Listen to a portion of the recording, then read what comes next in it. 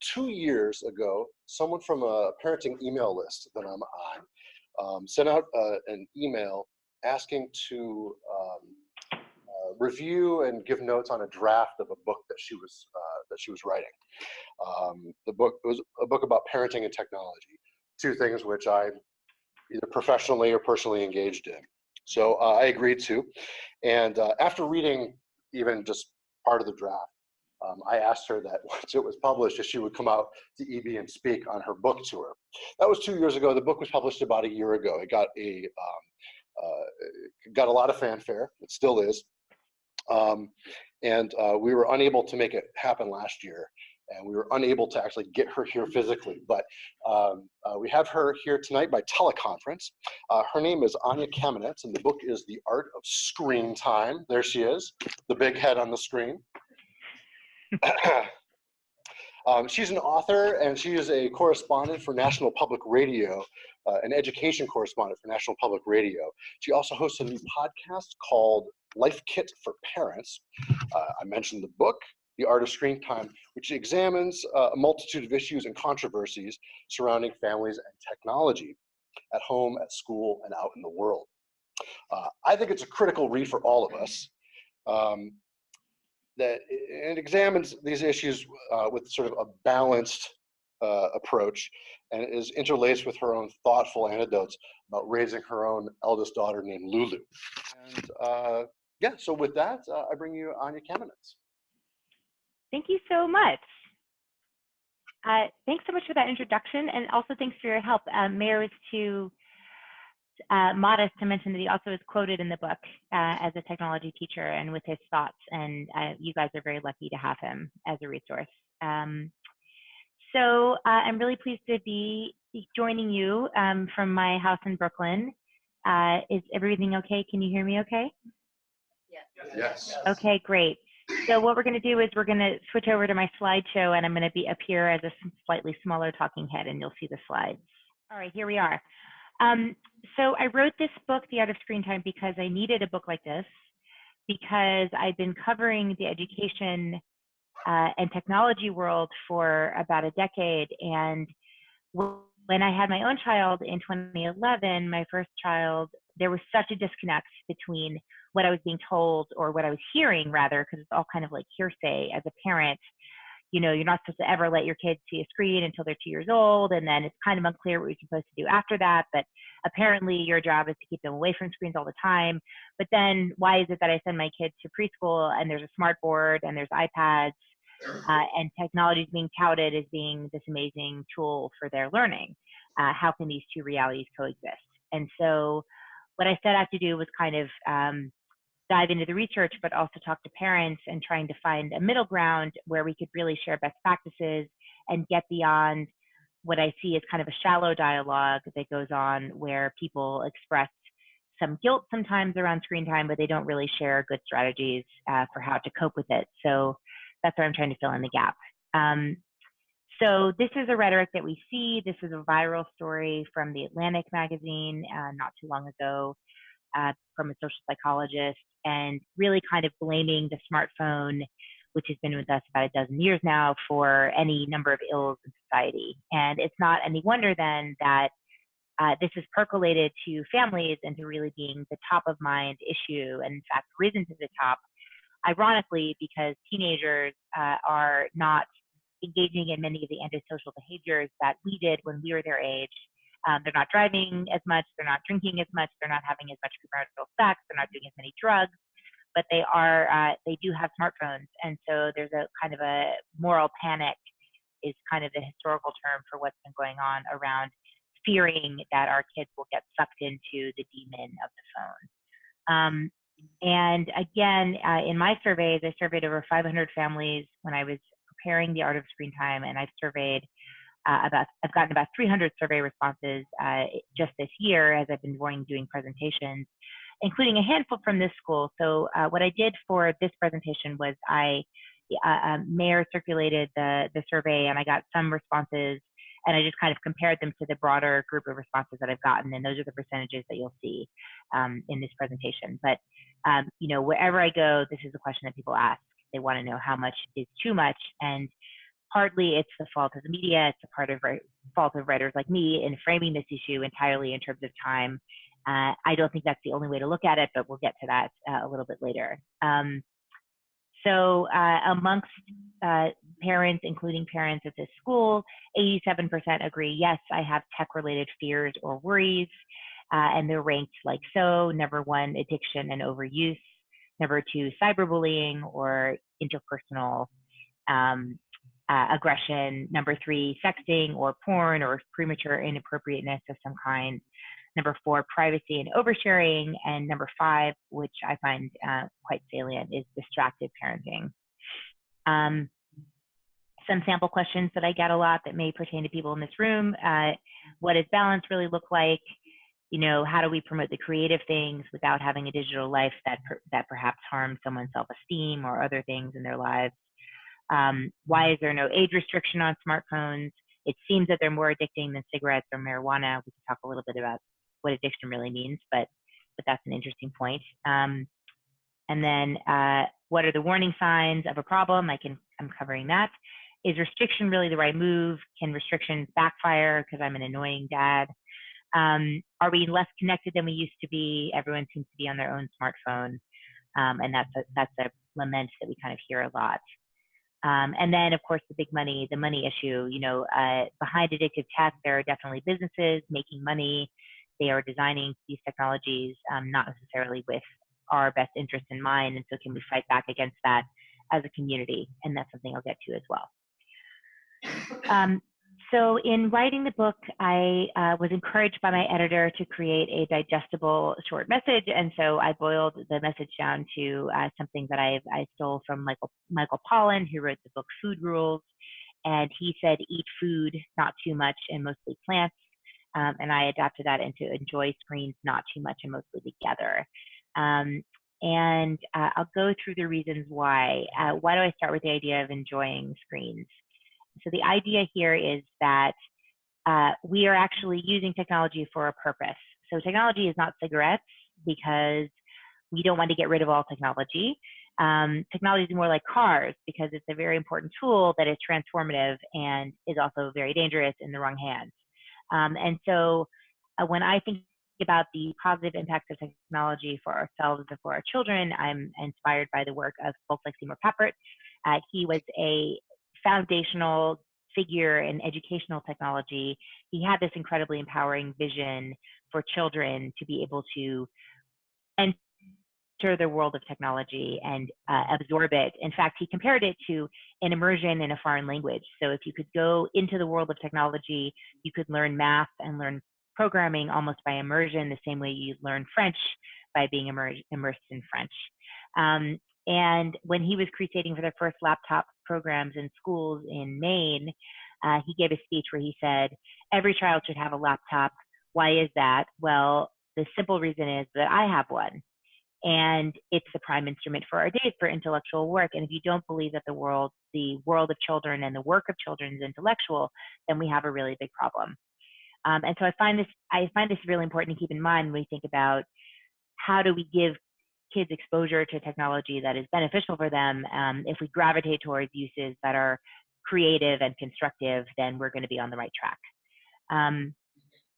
Secondly, I'm really inspired by the work of Mimi Ito. She's at UC Irvine, and she's a scholar of what she calls connected parenting. This is the title of an ethnography that she published almost 10 years ago now, where she actually just interviewed teenagers and talked to them about what they were doing online. And she's very interested in taking this approach of saying, you know, what do we see in the most successful cases? So rather than dwelling on the worst use cases, how do we look at the best use cases? And she found that a lot of teenagers are really using technology to discover their peer groups, their identities, in a way that's very beneficial, especially if they belong to marginalized groups. That many of them are using it to get under the hood of technology, messing around, involves, you know, anything from remixing video to commenting on social media, on news issues, or creating their own video, or of course their own programs, coding. And geeking out really means doing deep dives on any kind of interest that they have and get engaging in truly self-directed learning that can be really wonderful. And for adults, the task then is to not only condemn or sanction their work online, but also to support them and mentor them and help bridge their interests so that they go deeper and broader and are encouraged to use technology again for the purposes that it's best at. And of course, I'm also inspired by the work of young people themselves, like the Parkland survivor activists, how they were able to, and Greta Thunberg, who created the climate strike, the international climate strike, using social media extensively and broadly and very powerfully to have a voice and have a platform. And I think that's something that can be upheld for all people, not just for young people, that technology can be used for incredibly powerful and positive purposes. And the more we talk about those things, the more we can gravitate towards them. So the not too much issue, of course, the question is how much is too much? So how do we talk about what not too much is? So I think the more I think about this, I was just recently looking at, in the late 1970s, the Federal Trade Commission was considering regulating the advertisement of children on children's television, or deregulating it rather. And they did studies back then that really showed that children were watching about 2 hours and 15 minutes a day of television, school-age children, in the 1970s, about 2 hours, 15 minutes a day. And if you look at the most recent census, the Kamenetz Media, which does a representative survey of kids' use of technology, you'll find almost exactly the same number. So 2 hours and 19 minutes a day, that was the finding for kids 0 to 8 across all devices, not just television. So mobile and non-mobile, the amount of time has been very stable for decades. So why are we having this discussion about too much? I think that it's clear that exposure is starting earlier, that the form factor of the handheld device is very engaging to young children. The interactive nature of it is very, very engaging to everyone, not just to young children. And that also, I think there's a social factor in that televisions were the hearth of the home. We engaged in our television watching in privacy normally. It was also a shared family activity. And nowadays, the mobile devices are everywhere. They're interfering in every part of our lives. We have a lot more ability then to see what other families are doing and to judge what other families are doing. So a lot of times when people talk about being disturbed by children's use of media, they tell an anecdote about a kid in a stroller is looking at a phone, or the parents looking at the phone while they're pushing the stroller, or the child's in a restaurant using the iPad. And these are all things that we weren't able to see people doing before because the mobile device wasn't coming with us everywhere.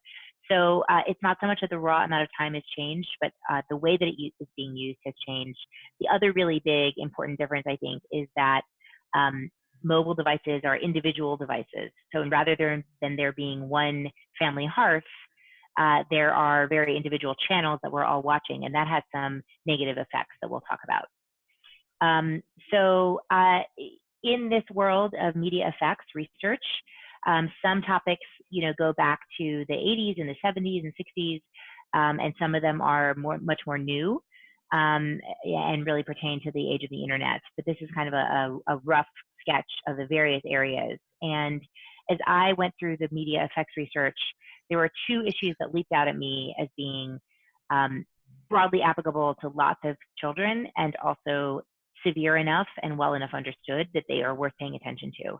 And the first one is sleep. And it's a little bit easy to overlook, I think, because it's so simple. But the thing is that sleep researchers understand the mechanism really, really well. So when you took the television off the wall and you turned it back into a handheld device, there is a light now shining very close to your face, and it's shining in your eyes. And that is interfering with the production of melatonin that tells your body to go to sleep. And it is also the content that's on the device, whether that's something that's exciting, like a car chase or a video game or a message from your friend, this is all producing cortisol. And cortisol is the hormone that kind of does away with sleepiness and makes you feel more excited, but then you crash and you feel even more tired the next day. And this is a big deal for children because children obviously need more sleep than adults. They also are using sleep to consolidate memories. They're using it to learn. Sleep is really, really important for their emotional regulation. A child who hasn't slept is kind of regressed a little bit. They don't have as much ability to tolerate frustration. And so there's a lot of reasons to keep devices out of the bedroom and to keep them out of the bedtime routine, to not let, if you have a younger child, to not let TV time replace nap time, because a child will sometimes seem that they're not tired, but they're actually just overstimulated. And in general, it's important to keep an eye on these effects, because a lot of the things that we worry about with regards to technology use can equally well be caused by simply a lack of sleep. The second big area that's been studied for decades is the relationship between the amount of watching and the risk of obesity. So that's something to keep an eye on as well. It's very complicated because they can't really prove that it necessarily makes you more sedentary, because there are lots of activities that are sitting down activities, including coloring and reading.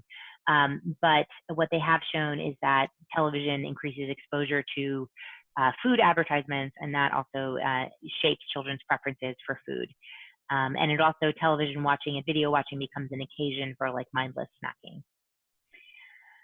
Now, when you come to the other areas that media effects researchers are worried about, things like addiction or ADHD or violence and aggression, in all these cases, we have inconclusive and small effects across large populations. And there's a problem in the research, because having a little bit of inkling that media might be bad for kids, it's completely unethical then to assign children to watch more media, right? So there's no studies in which babies are randomly assigned to watch cop shows. We just don't do that. So it's hard then to establish a causal effect, because a family that allows a child to watch a lot of violent movies or play violent video games, it's probably going to be different in other ways from a family that doesn't do that. So a theory that does help explain a little bit more of the relationship between all this media that's saturating our lives and potential effects is this idea of dandelions versus orchids. And what this basically means is that most of our children are like dandelions. They are resilient. They are able to adapt and to thrive in the environment that they're being raised in. And there are some of our children that are more sensitive. And there are lots of different ways that you can tell that a child is more sensitive. They may have a diagnosis, or they may just, present a little bit tougher in some ways. And these are exactly the kids that you need to keep an eye on, because whether it's ADHD or whether it's OCD or whether it's, a behavioral issue, a sensory issue, autism spectrum, tendency towards anxiety, these are all kids that may be more attached to media. They may be more prone to comfort themselves with media, and thus to develop a problematic relationship with media. So, you see this, this is an interesting study that showed that infants that were rated as harder to calm when they were 9 months old, just 9 months old, so no regular exposure to media, by the time they were 2, they were watching more TV.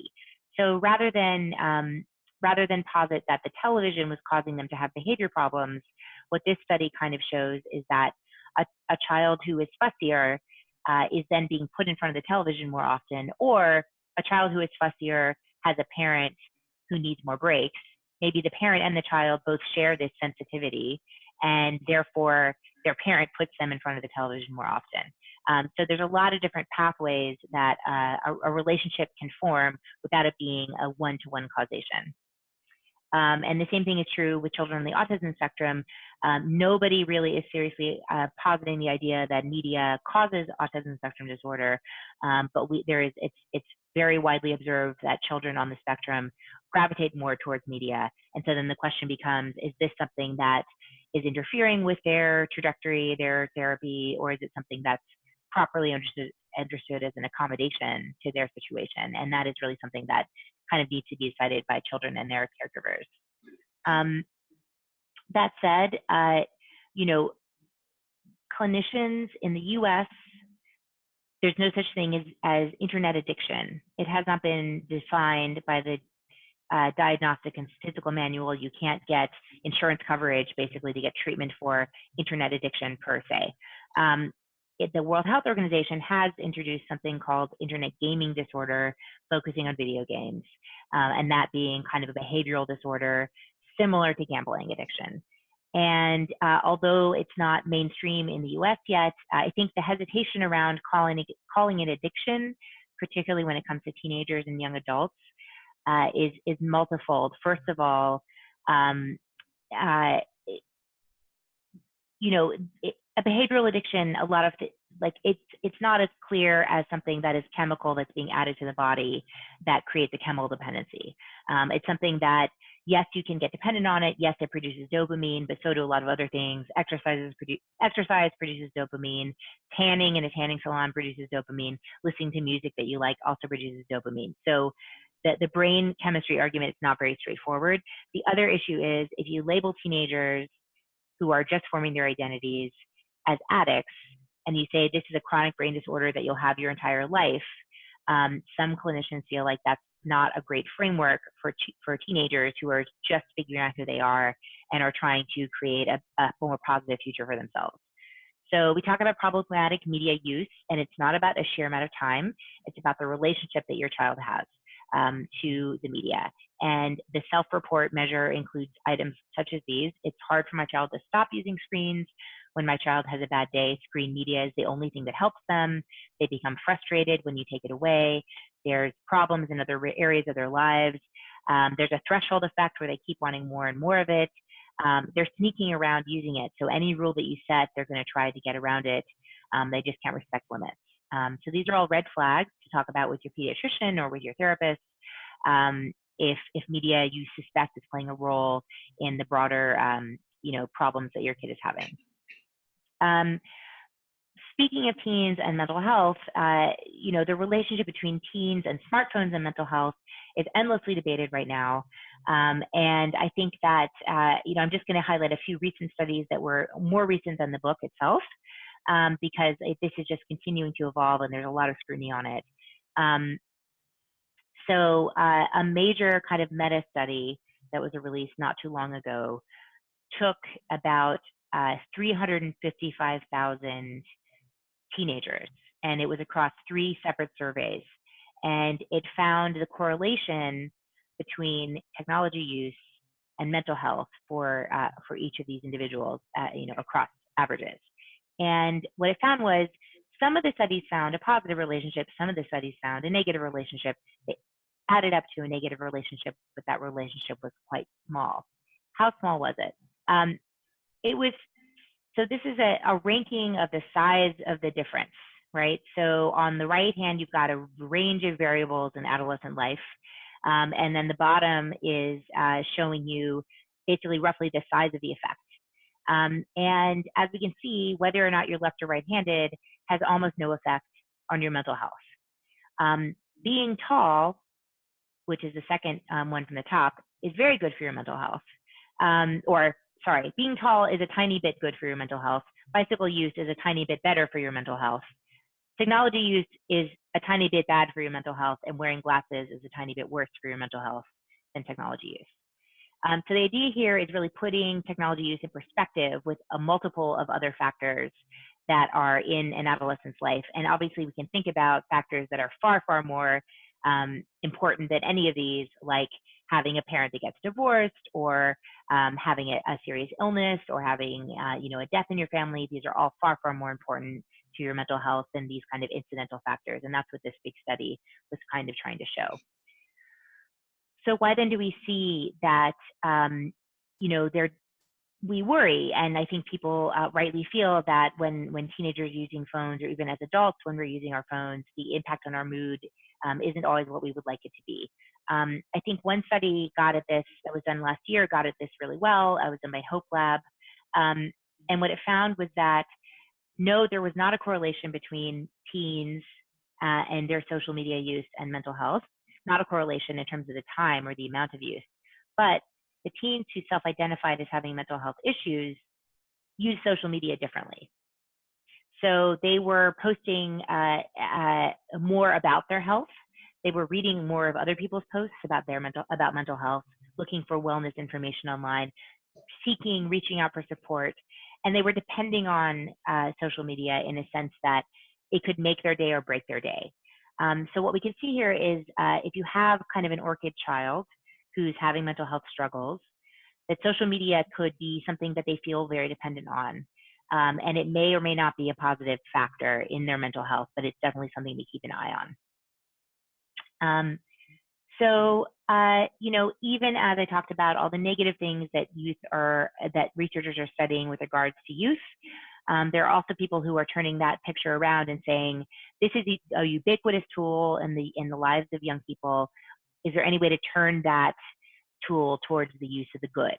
And so this Hope Lab research is an example of that, looking at, you know, if we see that young people are reaching out who have mental health issues are reaching out for help, how do we make sure that they're getting the best information that they can? How could we campaign to help other young people, you know, notice when a friend needs help or respond in the right way or help refer them when a friend needs help? Because it's a very common situation now that there's a lot more talk about anxiety and depression and other mental health struggles, that young people are reaching out to their friends, and their friends need to be prepared to refer them. And so these are ways that, you know, we're not going to completely get rid of smartphones in our kids' lives, but we could perhaps turn them towards a more positive use. And this, of course, gets me to the mostly together part of my presentation, which is about how we as families can help move technology toward these more positive uses, whether it be for creativity, for connection, discovery, and of course, just for enjoyment. You know, ask you to reflect a little bit on parenting styles, right? Every family falls somewhere on this spectrum between structured and unstructured, between warmth and being a little more harsh. And these quadrants are generally labeled in this way. You know, if you have more cold and structured, that's authoritarian. Cold and unstructured is like uninvolved or neglectful. Warm but not so structured is permissive. And then everybody wants to be in the top left, which is the warm and the structured, right? Authoritative parenting.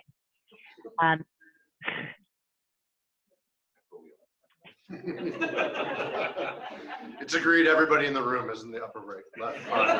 Oh, yeah. No, I'm sure you're all flawless parents. I mean, no, I'm sure you guys are great.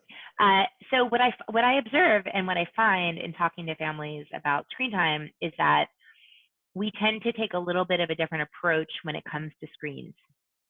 So, and there's a couple different reasons for this. One is, if you are a structured parent around things like bedtime and manners, these things benefit you immediately as a parent. You know, you have a quieter house at 8:30 p.m. and you have a child that says, thank you, that's a nice thing. But if you are very structured around screen time, what have you done? You've gotten rid of free time for yourself, right? Because the screen time is a time that you have to yourself. And so what often happens is that parents get into a habit of permitting for convenience, and that is very unclear to the child why you're saying yes and why you're saying no, and so that leads to conflict. And then the parent is asking, wow, why is my child so obsessed with the screen? It's not that they're so obsessed with the screen, it's that they don't understand when you're going to say yes, because you said yes the other day because you needed a break, and now you're saying no, and it's still a Tuesday afternoon, and they don't understand what the difference is. So kids need clear rules and limits just for that reason alone. Another way that the screen time parenting is often different than your general parenting is that a lot of parents are super warm and supportive and encouraging of our children's interests when it comes to taking gymnastics or getting involved in cooking or even digging up worms in the backyard. Whatever it is that they like to do, we are interested. We're all for it. You know, we're asking questions, we're helping them out, we're buying stuff to help them. But if their interest is a video game, we're just not that supportive. Like, the main thing that they get from us is, turn that off. Why do you like that? What are you doing? Only 5 more minutes. And there's actually been studies of this, even though the American Academy of Pediatrics is very clear on the idea that for young children, we should avoid solo use of technology, and we should pursue joint media engagement, which means more or less treating a game or app or a video like a picture book with very young children, sitting on the couch next to them, going through it with them. The research shows that parents just don't do that. And that kids and parents' interaction around technology is very limited, and it's usually limited to either one of two things, like basically tech support style interactions, helping them get the password, or saying, no, it's time to put it away.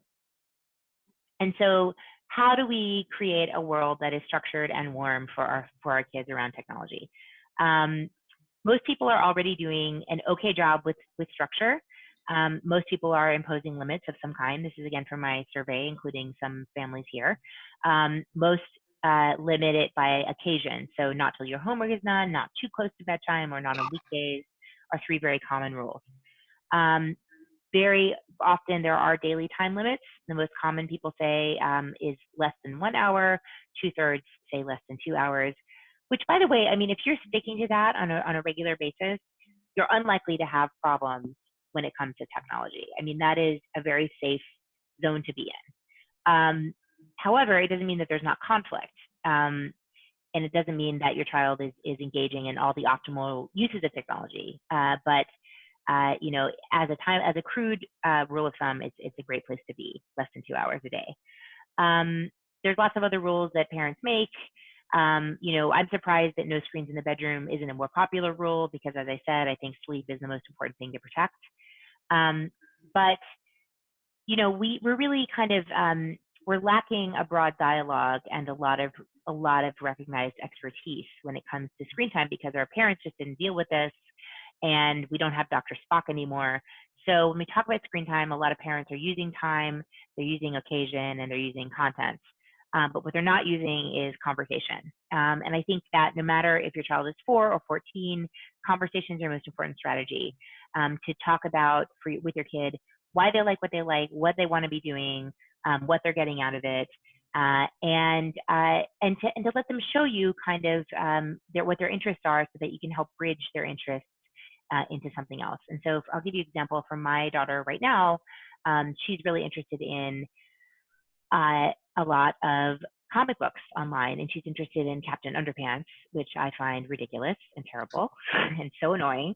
But by watching it with her and then getting the actual comic books, you know, I've seen that her interest is really in comics. She's interested in kind of joke structure and how to draw pictures. And these are all things that I've been able to encourage by getting her drawing paper and pens and sitting with her and talking with her through comic strip ideas. So conversation is always your best way to go, whether you're trying to introduce new limits or bridge to new interests. Screen time strategies that I hear about from parents that don't work so well. We already talked about convenience. If you're permitting screens on a case-by-case basis, then it's very hard to enforce those limits because they're not clear. And the other area that I see parents doing, we see that our kids get really sucked into the screens, and then we try to snap it off, you know, when they're very sucked in, and that leads to a negotiation with your child when they're not in the mood for a negotiation. And it's far, far better to try to impose limits, give them a little bit of warning time before you snap it off, and strategize with them, because you want to make kind of the transition out of the screen time into something that is as smooth as possible, and you want to get their buy-in on that. And this is something you can do even with a very young child. To say, when my daughter was 2 years old, I would say to her, look, you know, we're going to watch this cartoon. After we watch the cartoon, we're going to get a snack, we're going to go to the playground. And knowing what's going to happen next really stopped her from having that transition tantrum.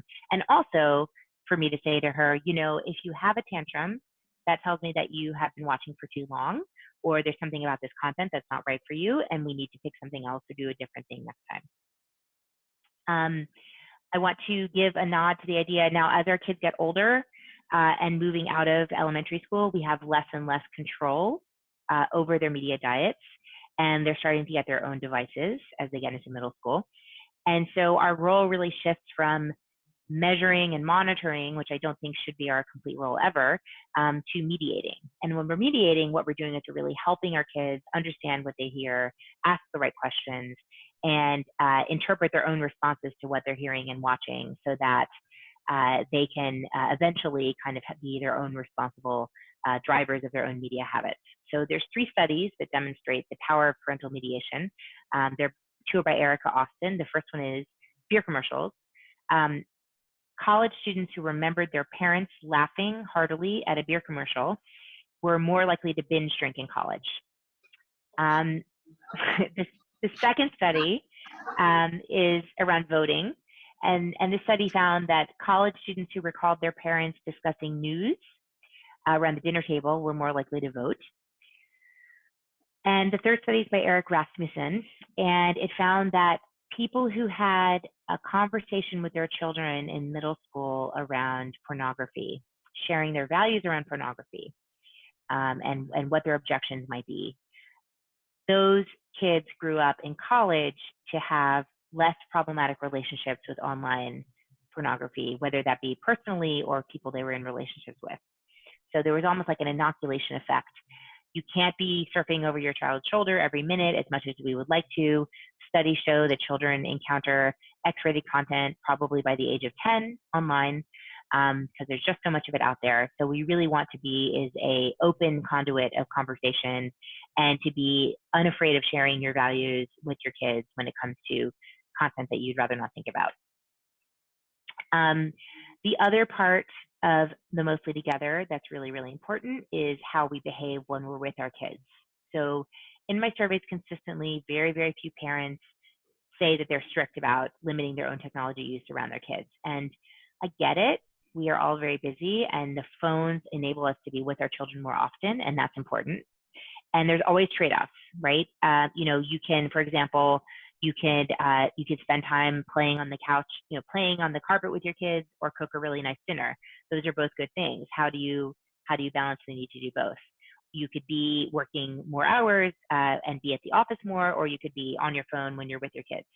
But the key thing, I think, is that your children understand what your parameters are, that you have time when you're all off the phone together, and that you're able to share activities sometimes, and have a balance. So one really great observation was made in one of my presentations up in Canada. I had a guy who he's like, I've been building houses for 30 years. And back in the day, in the 80s, when I would build a house, it would have a media room. And today, every room is a media room.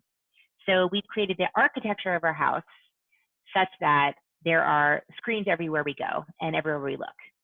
And that's kind of similar to putting up candy dishes in every room in the house, right? You're creating an opportunity. The shape of your home is such that you're going to make the same decisions over and over again. And so I encourage people to kind of think about the layout of their house and think about when you want to have screen-free zones or screen-free moments. And that could be in the kitchen. It could be having a landing zone for your phones or devices in the entryway or somewhere in an office space. It could be having a basket and leaving phones downstairs when you go upstairs. These are all kind of interesting approaches that families are trying to make to just make it easier to do the thing that we want to do.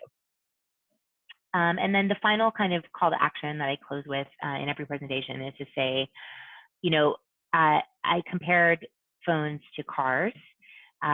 Cars were introduced, in the 1920s. They transformed the American landscape, and they were very unsafe.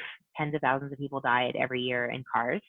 And it took kind of incredible exposés, advocacy from folks like Ralph Nader and Mothers Against Drunk Driving later on in the 80s to change the laws around cars, to change the design of cars, and to change the culture around cars in order to make them safer. And these changes have been successful up until the last couple of years, when I think smartphones can be rightfully fingered for the fact that fatalities have been up lately. But overall, it was a very successful kind of citizens campaign to push back, first of all, on the manufacturers, to say there's a lot that you could do to take out those designed in dangers. And then secondly, to introduce ideas like the designated driver, friends don't let friends drive drunk, to change the way that we behave around the cars. And I really see this kind of change, social change shifting happening right now around smartphones, and hopefully a lot faster, because there's fingers being pointed at the platforms, at the business models, the security issues, the privacy issues, surveillance, as well as, of course, the persuasive design, persuasive technology. And what we're also trying to do is create social mores that change the way we behave around our phones. And I think parents are a really important place for that to start. So I'm going to move it back now to questions, and I thank you guys a lot.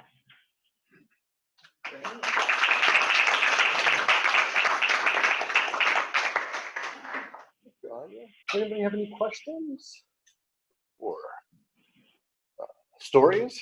Yeah, Eric. Thank you very much for your presentation. I found it really useful. I especially like the part about the parenting style conversation. Thank you. One thing you didn't talk about in terms of when I think about my anxieties around technology, a lot of it has to do with a term that's very popular these days, mindfulness. I feel like my children have gotten to the stage where they just can't be bored. There's this thing, it's always there, they can reach for it. We're kind of like that too. You get in line, you pull out your phone. And that's one of the things I worry more. I want them to be able to be more resilient to boredom and for that to be an avenue to creativity. And one way we've managed it in our family kind of by accident is we end up having like screen-free month. It's not really screen-free. They can watch TV together and things like that, but they kind of the main iPad binging and so on kind of goes out the door. And it fits with what you're saying in terms of expectations. Like they've learned to get used to it, right? Screen-free month, and it kind of has a detox effect. And we also find like when we go to the mountains and there's no reception for cell, it kind of also creates a space. And it's made me feel more comfortable with them having more screens some of the rest of the time, because at least they know there's different modes, or they experience life without having to screen all the time. But I was just curious what your thoughts are in terms of the kind of, encouraging them to be more meditative, to not have crave kind of stimulus all the time. That didn't seem to come up in kind of your early part about enjoying screen time. Thank you. Yeah, no, that's a great point, and I'm glad you brought it up. I do talk in the book about engineering for our kids kind of these breaks, and I actually think it starts when they're very young. So one of the problem zones that I find that parents get into is parking their toddler. So a great example is, the toddler kind of at the cafe, right? And you hand them a screen because you kind of need them socially to stay quiet. And this is also part of like urban life and people judging your parenting in public, and these are all these different issues. But we kind of have this idea as parents that it's our job to constantly stimulate and educate our children, and we've lost the notion that what's really important for them is to be able to build their own self-amusement. And so what I often do is I'll bribe my children, if they're, before they get their time on the video, they need to spend an equal amount of time amusing themselves. And I really think it's important to build that muscle of kind of quiet self-amusement. Now, for my daughter, my older daughter now, she's an independent reader. So there's, she's like me, like she doesn't, if she's, she'll read anything, anywhere, anytime. And the idea of her doing nothing is kind of impossible because she'll read the back of a cereal box. But I still think that getting us, putting in space into our lives, into our rhythm as a family is a huge gift that we can give to our kids. I have a question, Anya. For some of us, the rules and structures around screen time have evolved more organically than mindfully. So, like in my household, we sort of imposed a regime, and then it gets chipped away at over time, and then we try to maybe claw back control or a sense of control. I was wondering if you had any thoughts about sort of coming to a happy place where everyone can kind of be happy with the rules and structures around screen time, especially with younger children in, say, lower school. Yeah, that's a great question. And I think what you're describing is very relatable and very common and organic. And honestly, I mean, children keep growing and their needs keep changing. So anybody who tells you that they have a system that works the same from 0 to 18 is totally making it up, right? And children's needs are very different. Their interests are going to be different. Everything changes. I really take a leaf, the book, How to Talk So Kids Will Listen and Listen So Kids Will Talk? Mm-hmm. And it's a total classic, right? And it talks a lot about ways of getting children's buy-in and kind of, I think it's borrowed from like 70s encounter group stuff, but the general approach of kind of saying, you know, even with young kids, I think you can have this conversation. Here's some problems that I'm seeing in our house. Like, you know, daddy gets mad in the morning because he can't find your shoes because you're on your app, right? Or you're grumpy because you're staying up late. And I want to know what you think. Let's brainstorm all the solutions that we can for these issues. And then we're going to decide together what solutions we're going to follow. And then we're going to take a period of time. We're going to try them out. And then we're going to go and see how we did. So getting the kids on the same page with you, that's conversation. That's how you get buy-in. And they may come up with ideas that you never thought of, right? So there's always a possibility that you're going to be surprised, and getting them engaged in thinking about solutions together is always a much better place to come from than imposing rules from above. The other thing is that because our behavior and our modeling is so important, what you may hear from them is that you need to make a change in your technology use in order to make the whole thing overall better. And I did discover that in my own household, that by not having any device in the morning, by my not being on my phone in the morning, things went a whole lot better. And then I had much stronger ground to stand on to say, look, you can't be reading on your iPad right now because we need to get out the door. Anya, I can kind of guess on this, but what are your thoughts about some of these network control devices that are supposed to limit screen times on certain apps and things like that? So I know some families that use them successfully. There are, you know, there's router level controls like Disney Circle. There's comprehensive controls like NetNanny. There are the phone level controls like Android Family Link, and then the iPhone has a set of not just controls but indicators also. You know, if you're technologically minded, some parents are really overwhelmed by all the profile setting and password setting, and some parents really like having that level of control. And similarly, you know, for some kids, it's really good because it seems like it's almost more impersonal, and that leads to less conflict because it's like, oh, you know, the system is kicking in. It's not mom yelling at you. It's just the system, right? Other kids, if they're faced with a technological barrier, they will do everything they can to circumvent it. So I was approached by a mom in Texas, and she was like, you know, I have a 14-year-old, and every single thing that I do, he's breaking it. He's finding a way to get around the password, or he's going, you know, he's finding the signal of the Wi-Fi of the neighbor to get over, you know, because I put a control on mine. And I was like, wow, he sounds really ingenious. Like, what is he doing with all of his internet access? And she was like, well, he's texting his friends. I was like, huh, okay. Is he failing out of school? And she was like, no, he's getting 2 Bs. And I was like, well, I'm not so sure that you have a problem.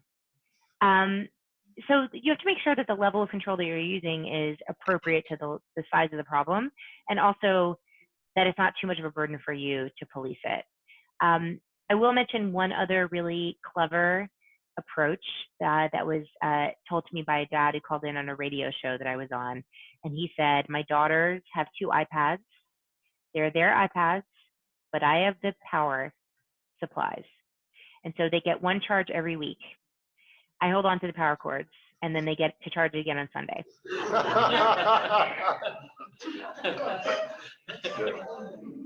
It's a very brilliant system until your child is old enough to go onto Amazon and order their own power supply. Yeah. In the back, did you have a question? Yeah, Anya, I'm curious about it. So I'm the parent of a middle schooler, 7th grader, and also a 4th grader. You know, I found that until we hit middle school, I wasn't really particularly, you know, these were all important but not necessarily critical issues in our household. And now with a middle schooler, it's kind of changed. I personally am concerned about the amount of time my 7th grader spends on a screen just for schoolwork. And as you mentioned, our generation didn't grow up studying with screens. Even in graduate school, I only had a couple of friends who actually used laptops or similar kinds of devices to take notes. And now my daughter takes notes digitally 100% of the time, or uses apps or whatever other kinds of school supported kinds of, web-based learning devices to kind of memorize everything from vocabulary to mathematics rules. And so there's a built-in number of hours in a week that she's already spending on a screen just to stay ahead in school. And so then adding on to that any kind of personal use is problematic. And then the other problem that I encounter is the inability, I think, at that age to understand how to navigate distractions that come with Chromebook, like Google Chat, when, so you have to kind of know to turn that off. It took us a little while to realize that we didn't do that because she's trying to get her homework done and she's getting chat messages. So, but even having figured that out and reducing that kind of distraction, I'm wondering what you've learned from your reporting about the benefits of digital learning in this manner, and perhaps, what the negatives are. Can I just add something? Sure. So I'm teaching at college level. So right now we forbidding all computers in the room. Actually. Forbidding all computers in the room. All computer of the room, because there's a number of studies led by Berkeley, actually, the cognitive lab there, that show that they can get half a grade up just by writing with the hand, because there's a nerve between the finger and the brain. And so also there's a lot of studies that show that writing in cursive also kind of depends more response from the brain. So I personally will encourage my kid not to use a laptop if possible. And I think it's not a good thing to do it right in middle school, because in college we are suffering from this tremendously. Well, yeah, I share that concern. But what I'm interested in is what we understand the evidence to be, or the benefits or the drawbacks. Right. So I think we can take a step back and say the classroom, the shift of devices into the classroom has occurred on the premise, so more or less, that Seymour Papert set out, which is that every adult in the information economy does their work with the help of these machines, and therefore the classroom ought to resemble the modern workplace. That's a baseline assumption that's happening. So adults, we are using technology. We're in reach of a media device 11 hours a day on average. That's across the board. And is it changing our brains? Yeah, probably so. Is it distracting? Yes. Are we grappling with these things? Yes. We're going through this incredible upheaval as a society as we start to figure out what all of this means. And I guess the question is, do you want your child to be educated in an environment that resembles the modern day workplace, or do you want them to be somewhat sheltered from that? And that's really kind of a philosophical question. I think it's, different schools of thought and education have fallen on either side of that line over history. Some have wanted children to be educated in as close to the real world as possible, and some have wanted children to be educated in a more cloistered environment. The idea that kids are adapting to the new environment and that there's struggle in adapting to it, I don't see as inherently a bad thing.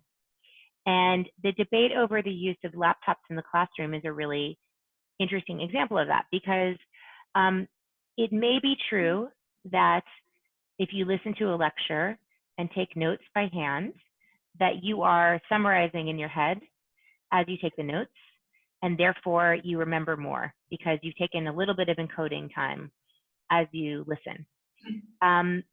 However, it may also be true that lecturing and taking notes is not a particularly advanced form of teaching. And so lesson plans that are dependent on children taking notes and memorizing what they hear don't necessarily cultivate the most 21st century skills like collaboration and communication skills. So a lot of teachers are using the laptop in the classroom debate to kind of overhaul their thinking and say, gosh, if kids are not learning that much when they're just typing while I'm talking, and Facebook is always there waiting for them while I'm talking. Maybe I need to have a classroom lesson that's not based on me talking all the time. So I think those are really important, necessary debates. I don't fall necessarily on one side of them or the other, but I think it's all about, it comes down to many issues beyond technology, such as what do we want the purpose of education to be, and how much autonomy are we comfortable granting to students inside a classroom? Do we want to compel our students to always pay attention to the teacher and to give the teacher complete control? Or are we interested in models of classroom teaching where the teacher is facilitating and the students have a little bit more ability to follow their interests? Hi, I have a child, 8 years old, going to 3rd grade. He doesn't use that much computers or screens. I'm entertaining to open more time for him. It's a reverse way. So now he's taking programming class. And in the future now, since his friends are talking a lot about games, instead of watching TV, he finds games now and he watches games. So I'm about to give him 4th grade, starting 4th grade games. So is there a benefit playing games and early starting programming? Is there any data that would help them for development?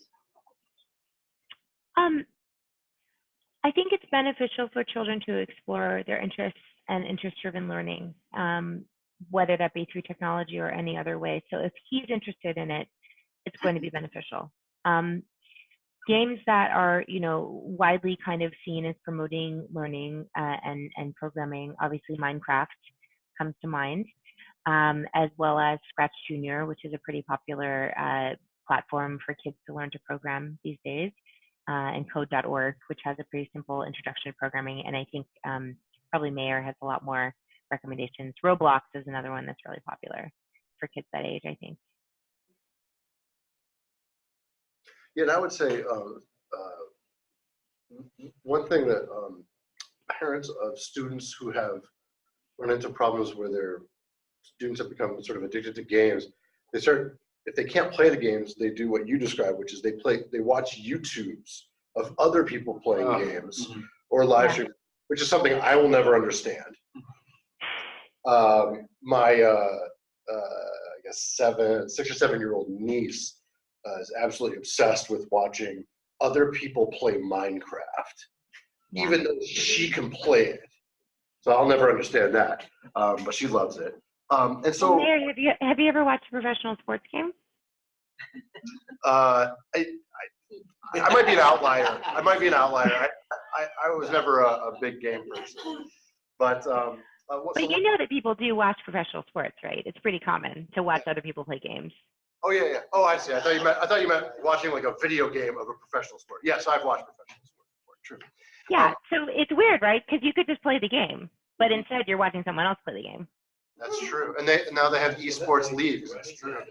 So the thing that I've steered a couple parents to is to try to get, and this might really work for your student, is since he's already interested in programming, is that there are platforms that allow them to create games. So it's sort of, instead of pouring all their time into playing the games or watching people play the games, that they can pour their energy into creating games. And there's a lot of good learning to be done there in terms of, like, there's math and there's art. There's also sort of game structures and how games are supposed to be laid out and things. So that's the thing that I might encourage you to do is sort of steer him toward. There are programming camps that focus on, at many different levels, getting kids into making games. And they can start as young as 8. They can start as young as 5 with some platforms. Part of what she's saying is that you should maybe have a conversation with your child about why they're watching people watching games. I mean, I was kind of curious as to why my kids were watching so much other kids watching games. It seemed part of it was like they liked seeing the special Easter eggs and things they could do, and so on. I mean, the weirdest thing to me is that they'll play the game and watch somebody play the game at the same time. Doing different things like background radio. But that's a one thing special I skill too. concluded is a big part of it for them is that the people playing games are older. and they're often like talking to other people on some kind of device or something. So they're basically eavesdropping on a conversation of older kids, and they're really interested in what kids that are 3 or 4 years older than them or 10 years older than them, how they talk to each other, you know, the kind of social coding.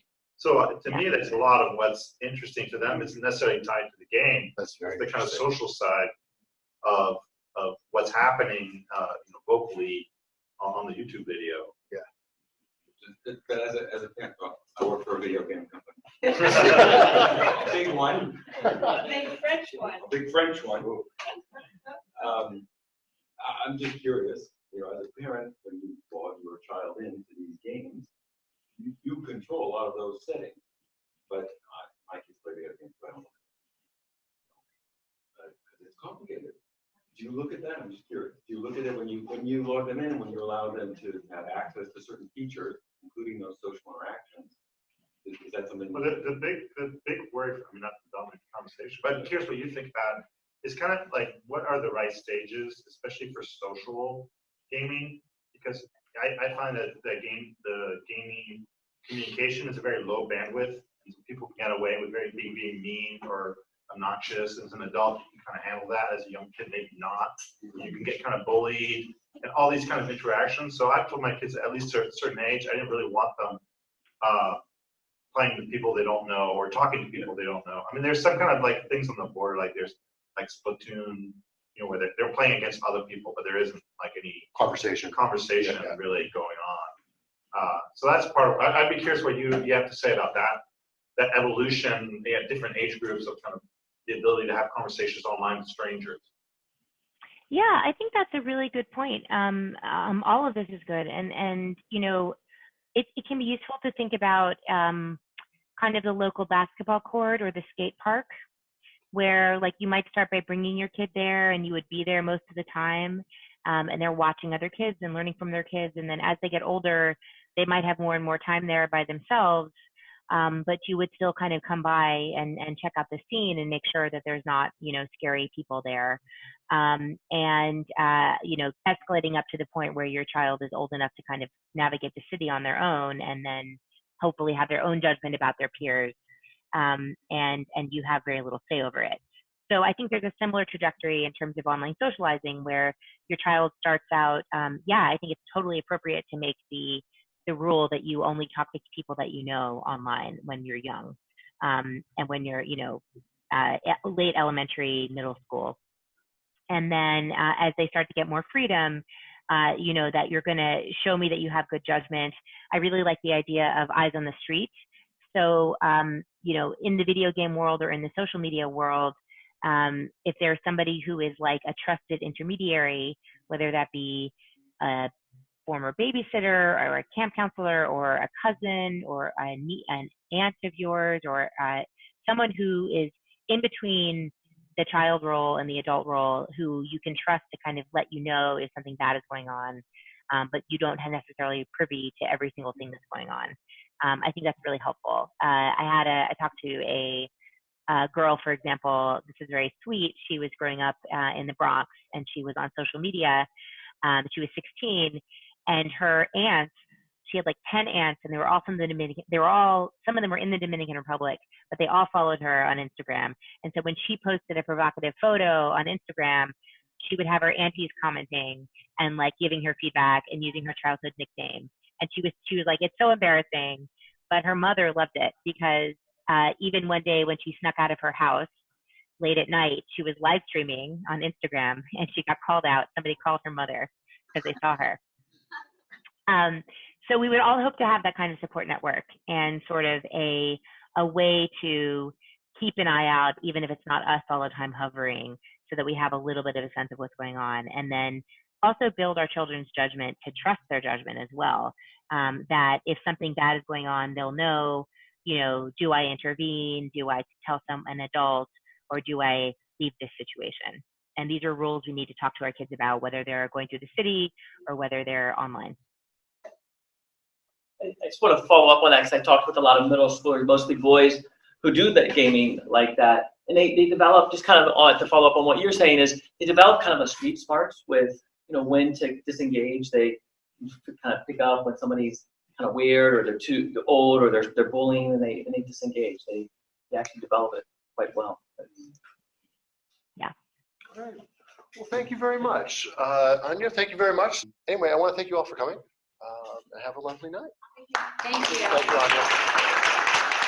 Thank you so much, guys.